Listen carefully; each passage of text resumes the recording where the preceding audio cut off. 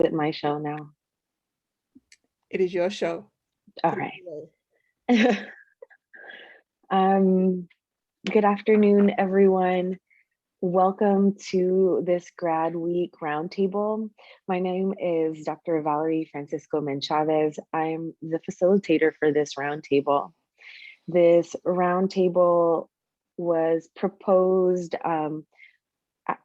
by grad students, formed in conversation with grad students, and it is a conversation between 4 SFSU MA programs: sexuality studies, ethnic studies, Asian American studies, and women and gender studies. The discussion that will follow focuses on the climate of graduate school for women of color. We have 7 fantastic panelists today, and I will read their bios and then we'll just get into our the questions that I've prepared. That questions that we all have come to agreement with in terms of what we want to talk about today. Sabrina Enomoto is a first-year graduate student in the Women and Gender Studies department. She is primarily interested in looking at queer, Asian American, diasporic literature and poetry. Alex Lalama, they, is an ethnic studies graduate student who's currently in her first year of her program. They're currently a community organizer in Oakland at Courage, working with young people to dream beyond bars. Her community work has inspired her research thesis focusing on abolitionism through grassroots organizations in the Bay Area, studying the intersection between the prison industrial complex, immigration rights, and indigenous sovereignty. If folks could mute themselves here. Thank you. Continuing on Alex's bio, her thesis wants to focus on understanding how organizations understand the process of social change, building solidarity, and radically imagining new possibilities for a more equitable, just, and sustainable world without the carceral state. Deja Dubois, she and they, is a current SF State Scholar in the Women and Gender Studies Department. Her research interests include Black feminisms, Black women and the hierarchy of sex work, Black queer studies, and Black women in entertainment work. Kathy Manuel is a first-generation Native American graduate student in the College of Ethnic Studies master's program. Kathy's research focus is on Indigenous women's leadership roles and Native American feminist theories. Kathy's academic interests consist of critical literature review and analysis of patriarchal methodologies, which have obscured the histories and contributions of people of color. After completing a Master's of Arts degree, Kathy will continue researching in ethnic feminism. Donna Guadalupe Cruz Cardenas is a first-year graduate student in sexuality studies. Her scholarly interests include an intersection of education, sexuality, and ethnic studies. She plans to do her thesis on school punishment and how it impacts queer, transgender, and non-binary students of color. Jisoo Kang, she, her, hers, is an MA student in Asian American Studies. Her scholarly interests revolve around the intersection of pungmul, a traditional form of Korean drumming, diasporic community building, and political activism around issues of Korean reunification. Jisoo is a peer mentor for the Asian American and Pacific Islander Retention and Education Program, as well as a graduate student assistant for the first year experience program. Lastly, Megan Dela Cruz is an MA student in the Asian American Studies program, researching the effects of deportation on Filipino American families. She is a queer Pinay teacher with Pinoy Pinay Educational Partnerships and is passionate about advocacy, justice, and liberation. Just want to give a round of applause to our panelists. What an esteemed set of projects, and really looking forward to this conversation. Publicly, I want to thank these panelists for participating in this roundtable discussion, where issues are, some that pertain to you all, but also continues to pertain to me as a woman of color as a professor in the professoriate. The first question I want to pose to the roundtable is, in what ways have you been challenged and also challenge the normative systems of power in graduate school? And for the panelists, please feel free to unmute yourself in the order that you'd like.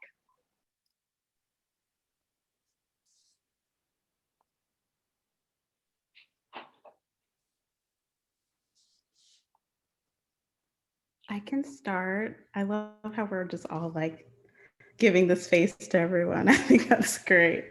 Yeah, I think my presence in general, you know, as a Black woman, first generation Californian, you know, my folks have been in the South for, you know, since they got here.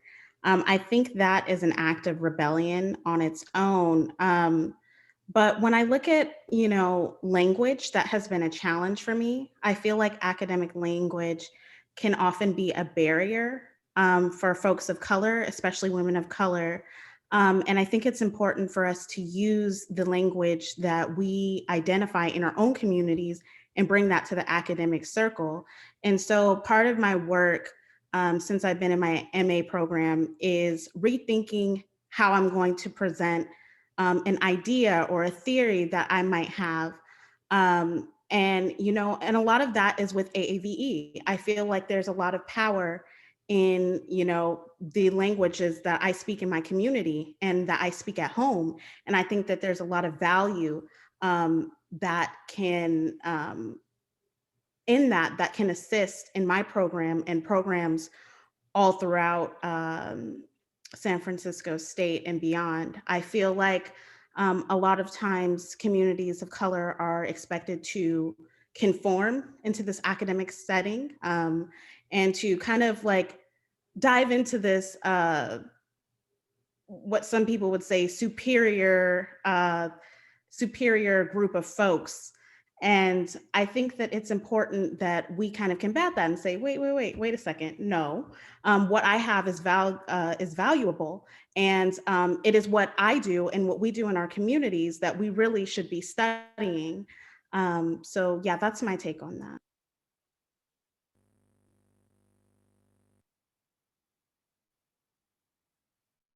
I can go next.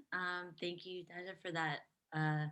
Yeah, really generative answer because it makes me think deeply about not just the language, but the accessibility I think that we have to our higher education. And I feel like that constantly needs to be named because as, you know, a first generation, you know, daughter of my parents who came, you know, from Mexico, my dad came from Ecuador, South America, where, you know, so much of them are, you know, constantly fighting, right, America's imperialism, that genocide, that capitalism that they've enforced on my people.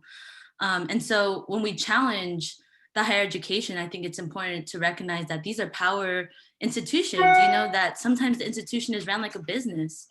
And as students, we can be exploited for our free labor when we do research. And so just making sure that we are making education accessible to all groups, to undocumented folks, to incarcerated folks, to poor, working class, Black, Indigenous people of color. So I think to me, it's important to challenge this normative because, you know, before I was in ethnic studies, I was studying philosophy and learning about how so much of our curriculum was one, white-centered, and two, also how the institution wasn't built for people like us, right? So much of this world isn't built like for people like us, and yet we have to create it so that we can also benefit from these same systems that have benefited from us. So I think it's an everyday challenge. So yeah, that's how I feel about it.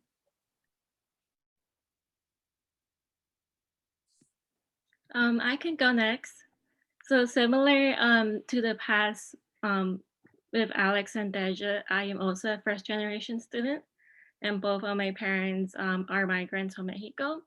So I think just, you know, being part of the program itself is a huge act of resistance, you know, like you don't get to see a lot of Latinx folks or just people of color and higher education. And then just to like say that I'm in part of this program, I believe is a huge act of resistance.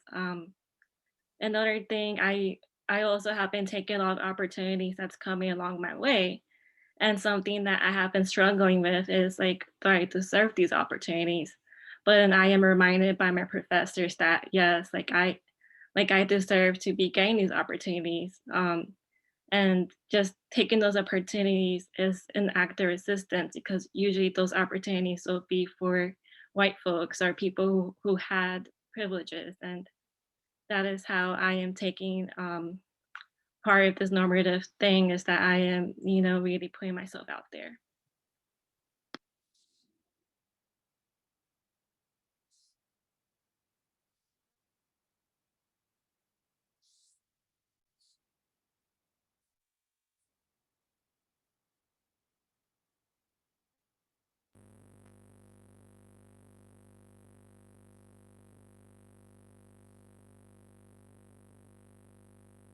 I don't think we heard you, Professor. Your audio, I think, is cut out. Can you hear me? Okay, thank you. Thank you. I'm very honored to be a part of this panel. It's my first time. Yeah, I am a first generation graduate student. And I believe that, I agree with what, what was spoken. And just to add a little bit of my perspective, as a Native American woman, there are a lot of challenges. One of them was to get over my own thinking that I'm not smart enough. I don't belong here. This is for rich girls. This is for somebody else. And it took a while for me to get over that somebody else is me. It's you, it's us. And that I really appreciate what academics has far it has come. I am an older student, so that was another barrier, is getting over my age and being around all these younger people. But I just found that they accepted me. We exchanged knowledge and experiences, and it just encouraged me to come, just go as far as I wanted to. My studies will take me, and it's brought me here to graduate school. I come from a very, my background, I was the only ethnic student growing up through high school. And in college, it did not get much better, but it wasn't until I decided to get over myself and try again in my 40s. And I appreciate how much, I never thought that I would be amongst scholars, of all diversities, of all perspectives. And I really appreciate, everything that everybody contributes.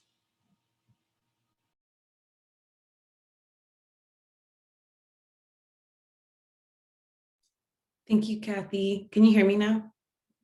Okay, great. Sabrina, Jisoo, or Megan, would you like to contribute here? Okay, sure. Hi, I just want to say, everyone, I'm really happy to be here and share this space with you. And Kathy, thank you for sharing your experience with the rest of us. And some common threads that I've been hearing among the panelists is that the feeling of not belonging in the university. And as an Asian American woman, I feel like I'm positioned slightly differently, that even though these structures weren't built for Asian Americans, like Alex said, Asian Americans do benefit a lot from the stereotype of the model minority. And I've encountered inside and outside the classroom the expectation to be excellent, to excel past my peers, to be quiet, non-sociable, and all these stereotypes, even though it's positioned me to say that I'm supposed to be more academically rigorous than my peers. That in itself is a barrier that I feel like a lot of Asian American and especially Asian American women face in higher education.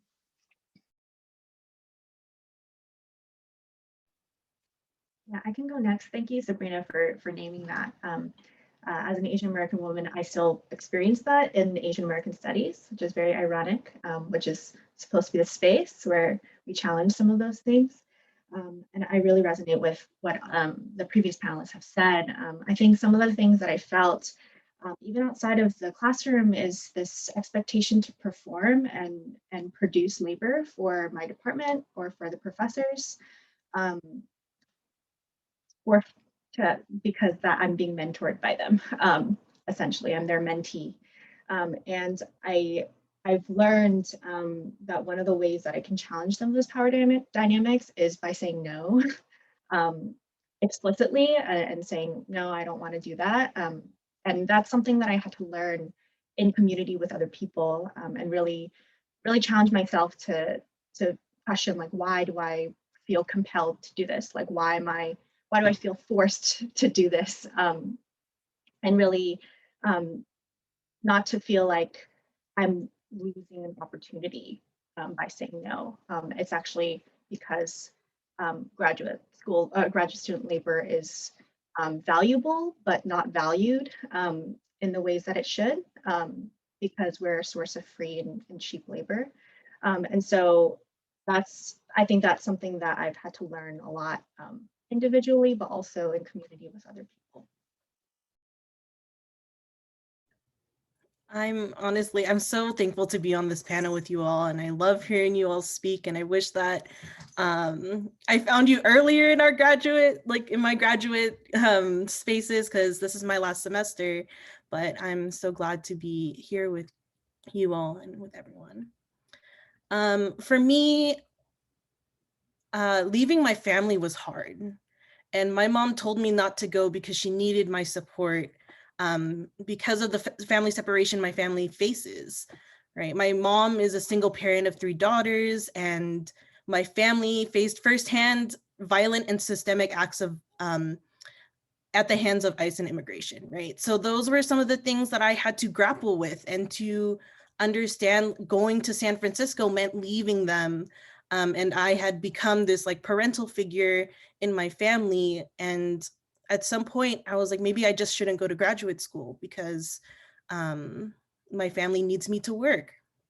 So that was one of the decisions early on that I really had to think about and make.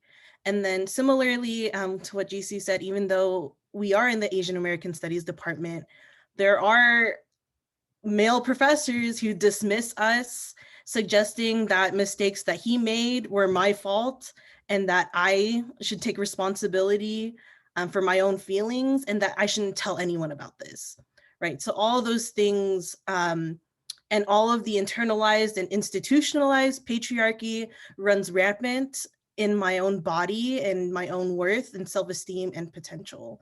So those are some of the things that I've definitely had to address, that I'm still addressing, that I'm still grappling with, but that's my experience so far.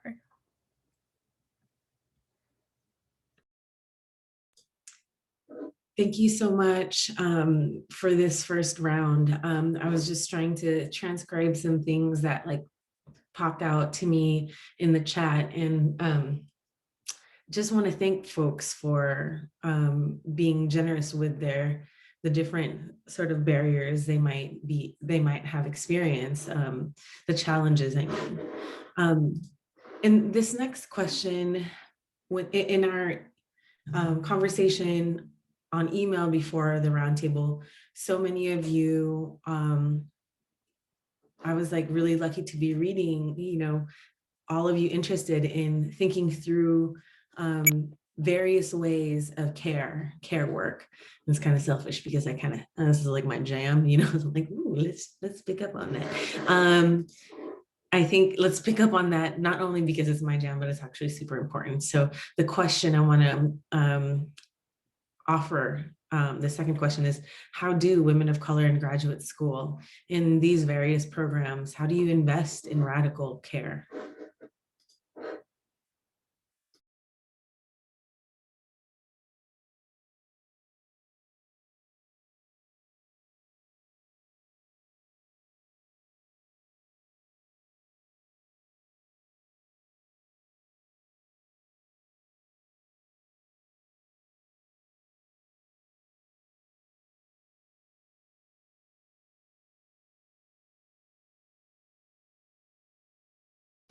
I can go ahead. So the way how I've been taking care of myself is by continue going on therapy, and my experience with therapy kind of has been like a love and hate relationship because therapy is really tough. Um, but starting the program, there's been times since I shut down class because I felt like I wasn't good enough, or I was comparing myself to others constantly, or there would be just some trigger words, like when discussing race in classroom, when there's like a few people of color in a cohort, like there's been times I had to shut my camera off just because like I just felt like my body was shutting down. And for me, the way how I take care of myself is therapy, and also having a support system. And my support system currently is my sibling, and my housemates are women of color. And I also reach out to other communities to get support from that.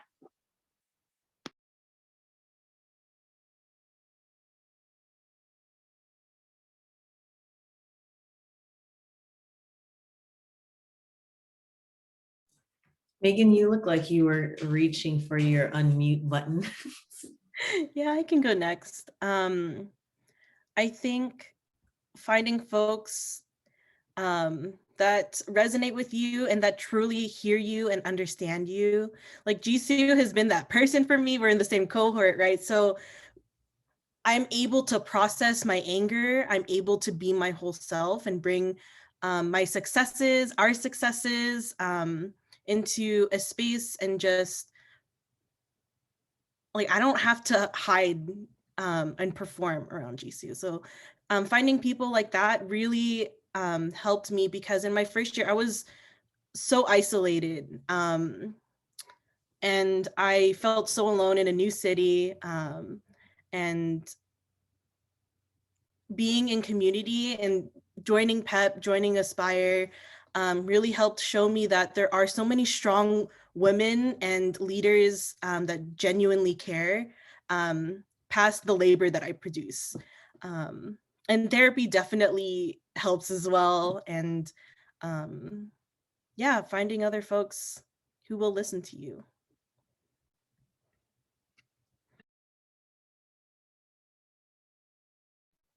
I can go next. That almost made me cry because Megan's been that person for me too, and we've just kind of sat on like Facebook chatting away during class, like messaging each other and stuff. And so I really don't think I would have been able to get through grad school without her. And I think in that vein, investing in radical care with other people has been the way that I've truly been able to get through this program and get through grad school, and not necessarily trying to find the answers from my professors or from my supervisors at work, or people I admire and look up to in many different ways, but also learning that like they don't have all the answers, and that I'm not going to have all the answers too in terms of how I care for myself, but really realizing that like it's the people who are doing this with me who will get me through, and investing in those relationships, so that we can produce those answers together in terms of how we do this. So that's been one way that I've really sought to challenge like that power hierarchy between faculty and student that exists, as well as finding like non-hierarchical ways of finding care with people like Megan and other classmates too.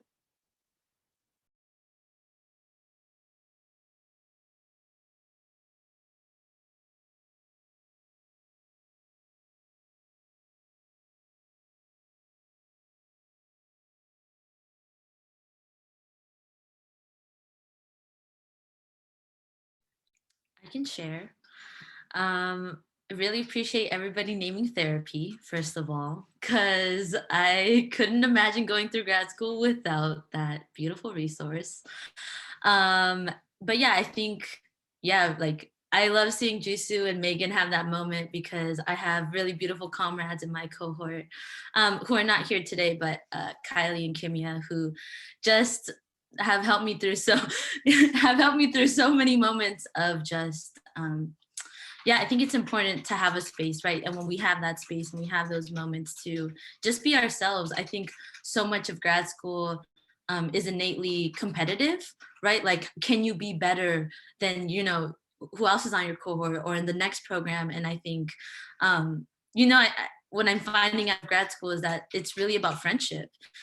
People who are going to challenge me, people who I can debate with, but people who are going to support me. And I feel super grateful. Even Kathy, and I see Gina here today, all of the other really beautiful women in my cohort who are, you know, so strong. And I just, like, I have loved all my professors, but I have loved my cohort so much more because they are the people I learn from the most. And, you know, I really love this question about radical care because I think too often it's always this pressure, right? I think a lot of us have talked about imposter syndrome, this pressure to perform, this pressure to be published, this pressure to be at a conference. It's always what can we do and not what can we do to take care of ourselves. And so I think what I'm learning is I can't be the best for my community, right? And so if I'm not doing what I need to make sure that I can prioritize not just my physical health, but my mental health and all of these other things, right? As we live through a pandemic.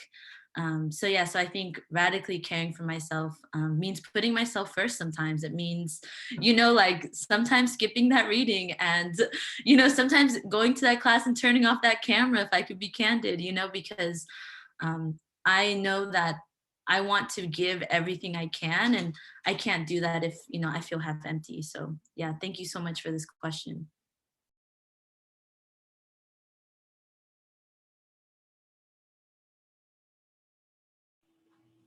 I'll just follow Alex.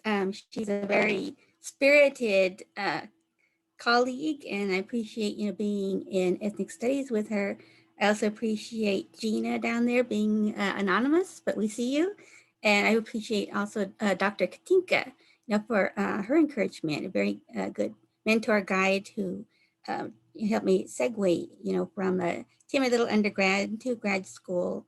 And but for radical care, yeah, I've been like getting involved in the indigenous community justice causes, and that brought me out of my shyness. And and I also appreciate the curriculum and the dedication that my professors have shown in their in teaching and their methodologies, and especially making the transition from in person to online because of the pandemic.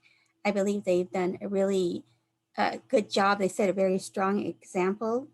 And I just was accessing, I never had a boring professor since I've started.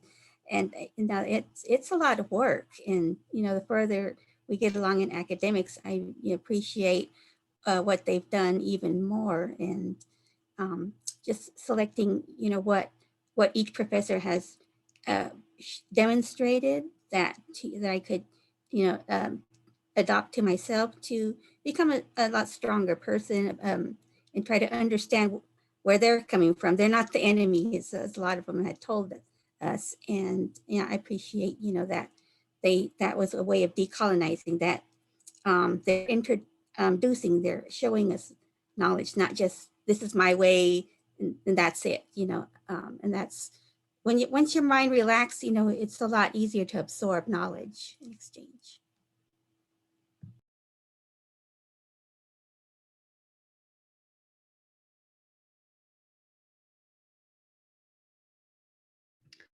I can go next. When I think of radical care, I think of the institution as a whole, and I think about our grad studies and how can we make this a place that fosters care, right? And so in thinking of that, I believe that as grad students, we should branch out to other programs, take your electives and other programs. We need to build a community based on understandings of other communities, right? A lot of folks come into grad school and they want to help their communities, which is great and it's honorable. But we also have to keep in mind these other folks. And I think active allyship is radical care. Because like I said before, as soon as we start investing in our interests, the sooner that will be embedded into our programs. And what better way to practice intersectionality as women of color in graduate school than to learn about the experiences of folks that do not have the same experience as you. So yeah, that's something that I think we should advocate for more. And, events like this, where we can all come together from different departments and I can listen to all of your stories, just makes it that much more cherishable.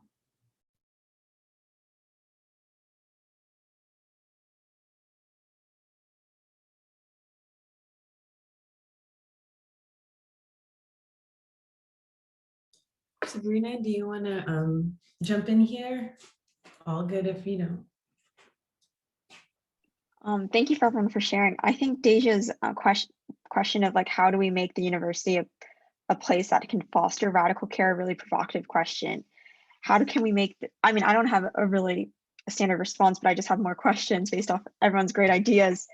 Like if the university wasn't meant for us and if the university wasn't built for us, is it possible to transform these spaces into places where radical care for one another is possible, especially as women of color? Is it possible to even create these spaces? And who are we creating these spaces for? Deja mentioned, it's great that you want to take your knowledge back to the community, but is it possible to bring those knowledges to other disciplines? Really interesting. So thank you, Deja.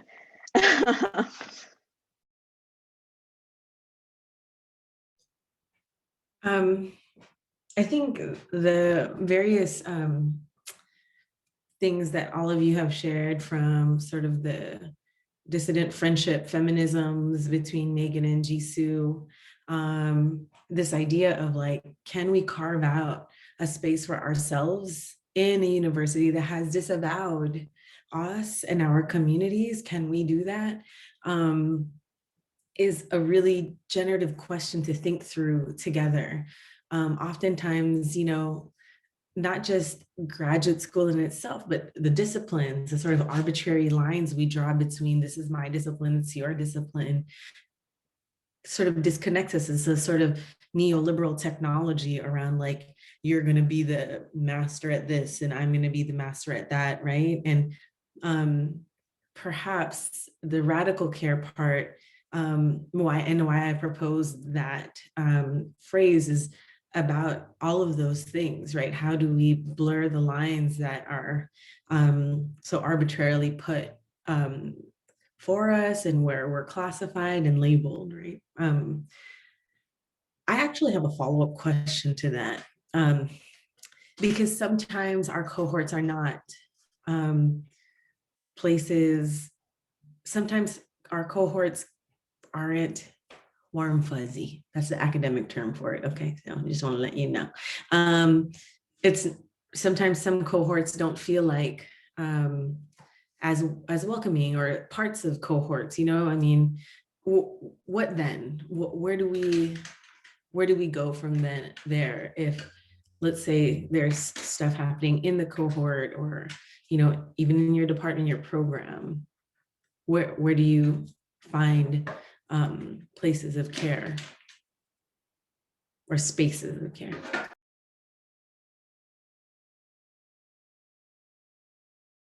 Shout out therapy. I just want to gang, that's for sure. I mean, I heard that part. Just also wanting to kind of expand some of those discussions.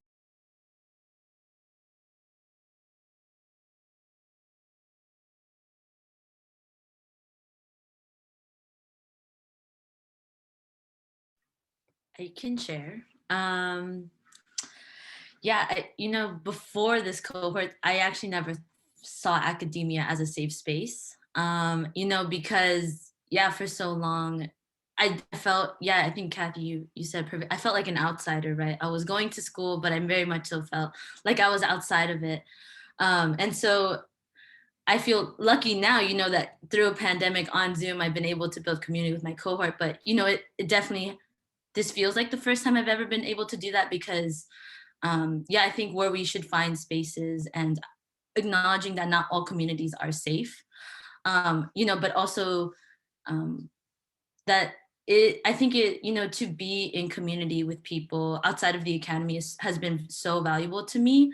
You know, I feel really thankful that I work at Courage in Oakland, and they do youth work around like youth detention centers and, you know, just around abolitionism. And before that, I was doing some other work with youth, and I have found so much community for me in like young people, because like I feel like young people are just, first of all, we need to protect them at all costs, and secondly, I also feel like young people have reminded me to be curious, have reminded me to use my imagination.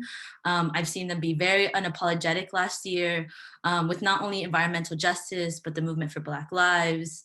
And to me, I find so much inspiration in young people and making sure that I find ways that, right, the world that I think I'm building can be, you know, a world for them where they're not facing these same problems of patriarchy and you know, these power institutions that I think so much of us are currently resisting, where it could be a world that is just and loving for them, where they can show up authentically as themselves. And I feel grateful to have found community organizations. I always encourage folks to go to meetings, you know, find people outside of the academy, people who didn't even go to college, because I think sometimes those are the safest of spaces that don't perpetuate violence, that don't even expect anything other than just like what we have. I'm a huge believer in intergenerational wisdom, and you know, also, you know, finding so much community in chosen family, and I think that's important too.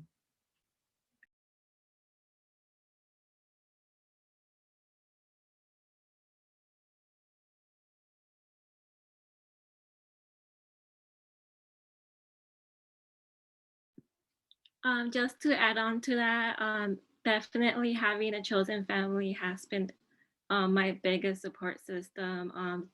During my undergrad, like I met my chosen family, which majority of them are Latinx people, and they have really inspired me to, you know, own my own identity as a Latina, just because, you know, like when I was younger, I struggled with my Latinx identity just because, you know, I grew up as a single mother, and when my parents divorced, my parents had to assimilate, and we weren't encouraged to speak Spanish, and then it was just very hard. Like I felt like I wasn't Mexican enough for my Mexican family, and I wasn't American enough for, you know, Americans, and I struggled with that, and like I didn't find community till I went to college actually, and then like I found my chosen family, and then since then they've just been my biggest supporters, and they are a constant reminder of who I am today.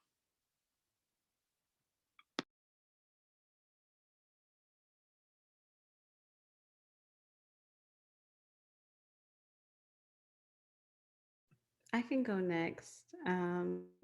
See, y'all, this is when the code switch is going to turn off, because because I really resonate with what Alex said about sometimes you have to disengage from the academic stuff. And for me, that looks like TikTok. I'm on Black TikTok probably more than I should be. That looks like YouTube.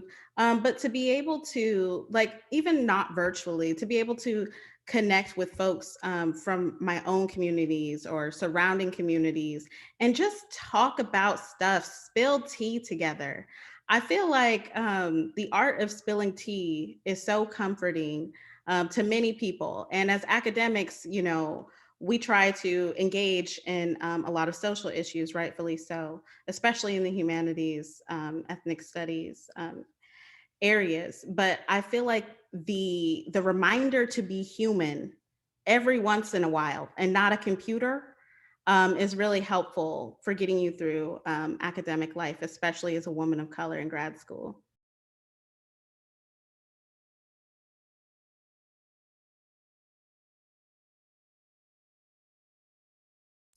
On the art of spilling tea, let me spill some tea right now. I'm just kidding. I'm not going to do that right now.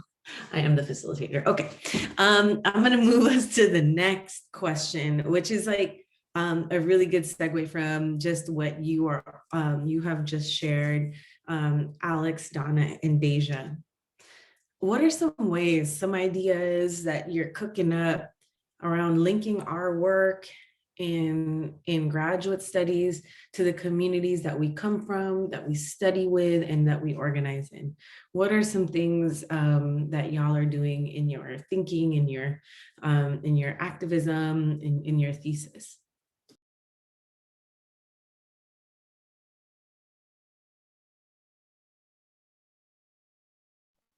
I can go first. I've been thinking about this a lot because I've been writing my thesis and hope to be done in May. And I always feel this weird sense of like imposter syndrome when I'm thinking about my thesis, because for my thesis, I've worked with a Korean drumming group, but I'm not a Korean drummer myself. And so there's this weird kind of positionality that I've had to grapple with. And a lot of these folks, right, are my friends. Like I knew them as friends first. And then I approached them and said, hey, would you be open to participating in my research? And so there's this constant grappling with that, of even whether I'm the person that should be writing some of this down, like why I should be doing that, like who gave me the power to do that? And I think some of the things that I've really learned is really positioning myself as just like recording the things that they've said to me down, but trying not to own it. And that in my writing, I've tried really hard not to say like I theorize or I conceptualize, because it's not from me. Like it's existed in these communities for many decades. And I'm just writing it down in the ways that they're telling me in that moment. And I also have been really encouraged by other folks who are, by connecting with other people, like in academic spaces, but also in community spaces, who are really looking forward to seeing what comes out of it. And even in the group that I'm working with, like they've told me, you know, sometimes it's harder to say something to each other, but it's easier to say it to a third person, and have that person kind of just like link everything up that they've said all on one page. And so just like trying to be that connector while also like naming that like this knowledge doesn't come from me, I'm just writing it down as it is. So that's kind of the way that I've approached it, but you know, it's a constant struggle, and I don't think that I'll ever feel like, you know, I don't think I'll ever feel ease of what I'm doing.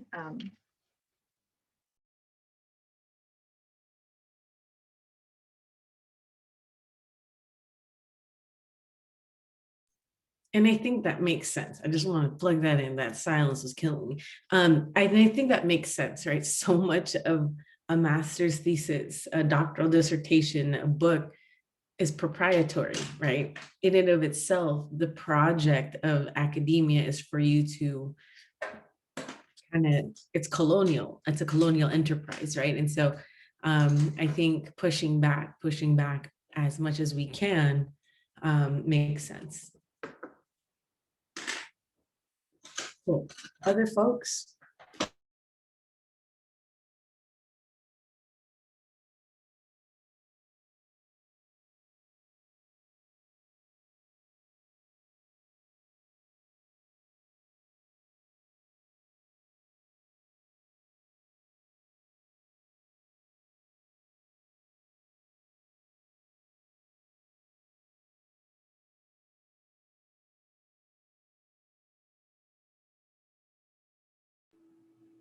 Well, I'll go. What's been formidable with my research with Indigenous women is giving them an opportunity to express, I guess, define feminism from their point of view without really calling it feminism. It's a more cultural term with them. And they've been the leaders in their communities, within their families, and the preservationists of a lot of art and languages and customs. And the way I approach it is I explain to them, what my objectives are, what my goals are, and I tell them this is our project, not my project. And that gives them a sense of self-appreciation, that they're contributing toward educating, and that they really don't have that opportunity to speak out and speak up for not only themselves, but as the community, for Native peoples and also other peoples of color. And that's kind of like made me more comfortable with my studies and my topic. And it's I started out with point A, but it's kind of like it's branching out now to all different subjects that I didn't know. And that's, if I went for ethnic studies, for my colleagues, my classmates, I would have never known this. I would definitely not had ever thought this if I just worked my regular 9-to-5 job and been comfortable with that.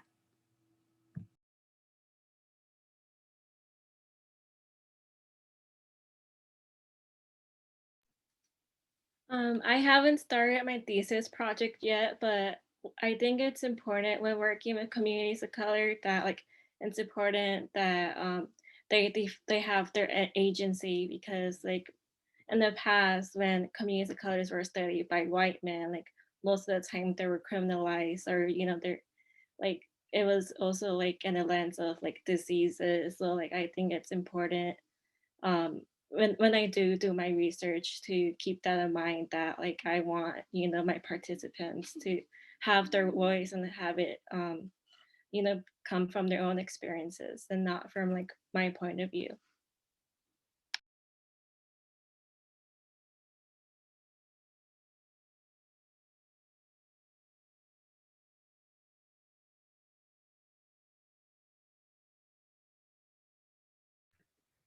I can go next. I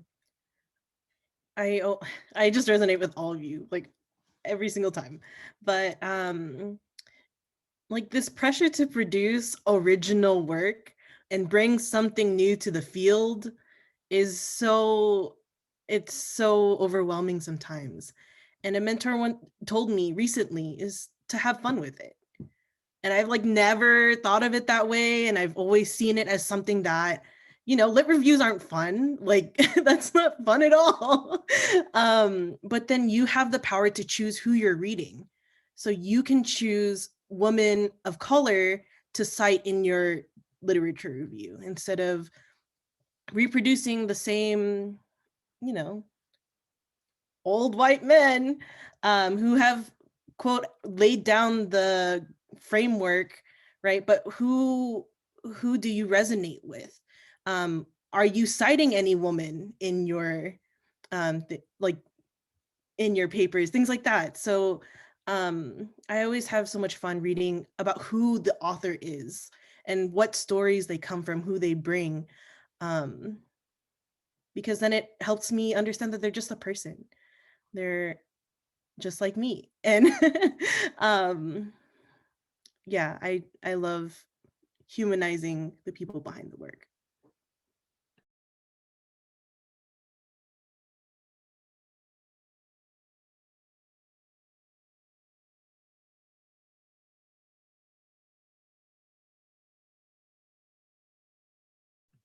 I can go next.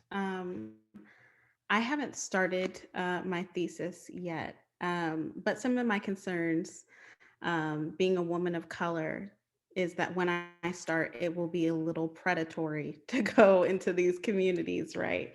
And kind of exploit their knowledge for, my academic gain. And, in thinking about that, I wonder if there's a way that we can start approaching thesis backwards, if that makes sense. So maybe we have the question, maybe we have something we're interested in, but the thesis needs to be framed around what exactly the agendas of the people we're studying want the agendas to be and what's important to them. I don't want to use anyone's words for study. I don't want to use anyone's experiences so that other folks can read it and be like, oh, you know what? This is what they're going through. So I'm just going to go to the next paper. I want to create something that is going to produce allyship, that is going to inspire folks to connect face to face with these folks. And so in thinking about how we can push a feminist thesis, we have to think outside of the box.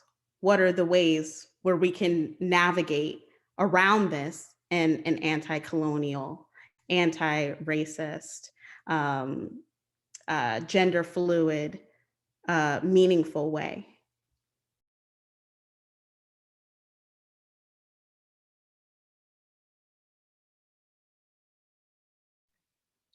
Thank you for naming that, Daja. I really just really appreciated everybody's answer. And yeah, I like what Jisoo said about, yeah, like who gave me this power, right? Like I got accepted into this program and all of a sudden, and you know, I've been thinking a lot about this because I have changed, you know, my thesis topic over and over again to make it feel just right. And for me, I feel like so often our communities are talked at, right? They're researched. And for my thesis, I hope to be in conversation with my community, that this is, yeah, as Kathy said, this doesn't belong to just me, but it belongs to us. It's an ode to my community. And I think so much of my work is, for me, it revolves around organizers. I plan on interviewing organizers. I'm in all of these different fields because their work is not my work. And I'm just here as a vessel to hopefully honor what they've done, right? Because I am in this privileged position to write about this, but so often we don't center the voices of organizers, right? Like Black, Indigenous organizers who so often have laid down the very foundation of why we can have access to all of these things. And so I really want to center people of color, and I want to center organizers and organizations that are doing work of abolition, because I feel like they know their communities best. They know the needs of their communities, right? They are in their communities and every day they live these experiences. And so to me, it's about bridging this gap of, right, like the academy, this ivory tower, the institution, you know, to something that is accessible, something that my community can read and learn from. And I just often think of Robin Kelly's quote where he says, I am in the institution, but I am not of the institution.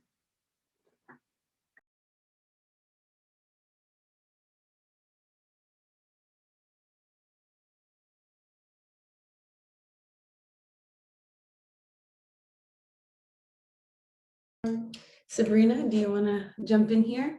Just want to give you the opportunity to respond.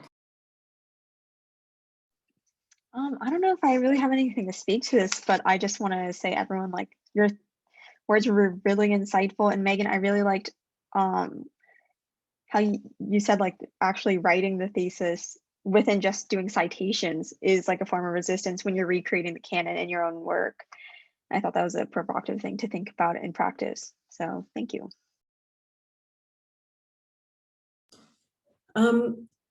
This has been such a great conversation in terms of just like lessons that I'm learning and relearning as someone who's recently tenured and has sort of gone through grad school and through academia.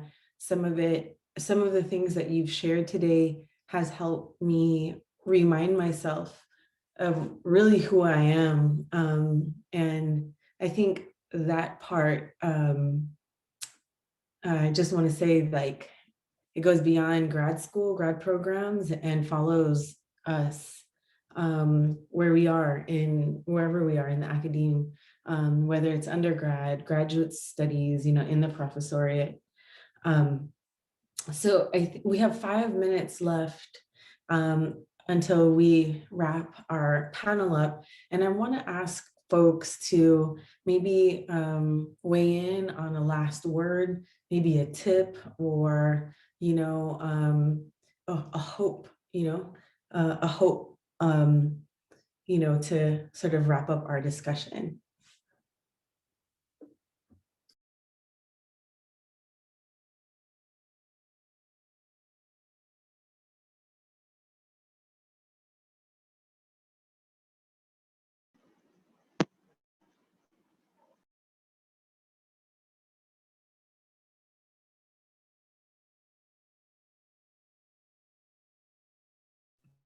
I can provide one. Yes. So ever since I started going to grad school, my fiance has been telling me, um, have fun in class and don't let white women silence you. And that's what he says every single time. And I think with that mindset, you know, a lot of us talked about imposter syndrome and how we feel in these spaces. I think that, you know, that mindset for me has grown to don't let anyone silence you. And so that has really propelled me forward. And I encourage everyone to keep that mindset.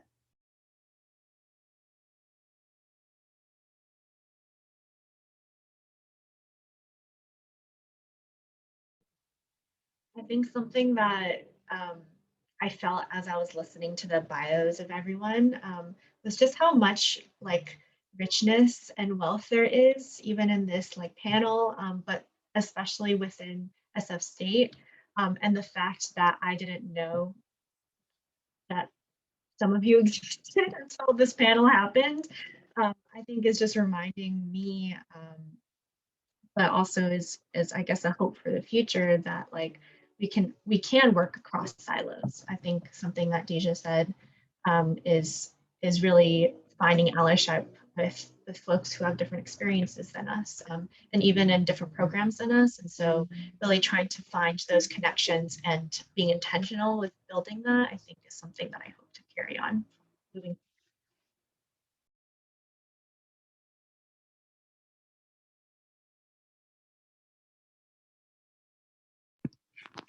Something that I'm gonna continue taking to me as I continue in my journey is that it's okay to not be okay. I know that like I always been so hard on myself when I'm having a bad mental health day and I can't I can't be in class. And you know, as a woman of color and like with you know having so much trauma, it's like I think acknowledging that you're not okay is you know is fine and that's strength because you know it's okay to not be okay and to take care of yourself.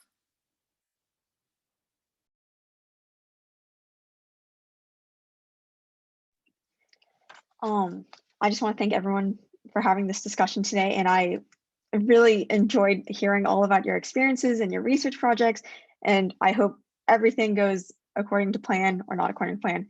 And I think my hope coming away from this panel is to invest in radical care in the university by building solidarities and allyship across disciplines and doing more collaborative work like this.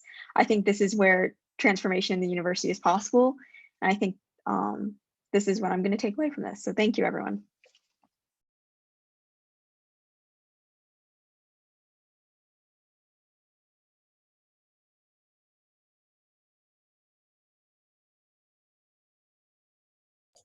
I think that that's a perfect sentiment to end with, Sabrina. I think about building across communities, across these programs, is our urgent task, our most urgent task in graduate school and outside. And so I just want to thank everyone for your honesty, your vulnerability, your courage, and bravery in, you know, speaking out. The testimonios and the sort of talk story that you've offered all of us today.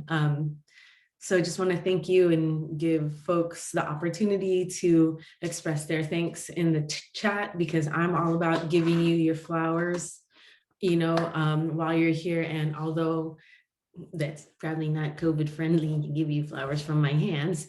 I want to make sure that folks, express gratitude and their just appreciation, because from me to you, I definitely want to thank you for holding this space and sharing your experiences. So thank you so much. And for folks who attended the roundtable, thank you for spending this time in the afternoon with us. I think we have this room until I don't know, Claire. I don't really know how to end Zoom virtual events like this. Usually just people leave the room and go get snacks in the back, but y'all can do that too right now. Thank you. Thank you, everyone. Thank you.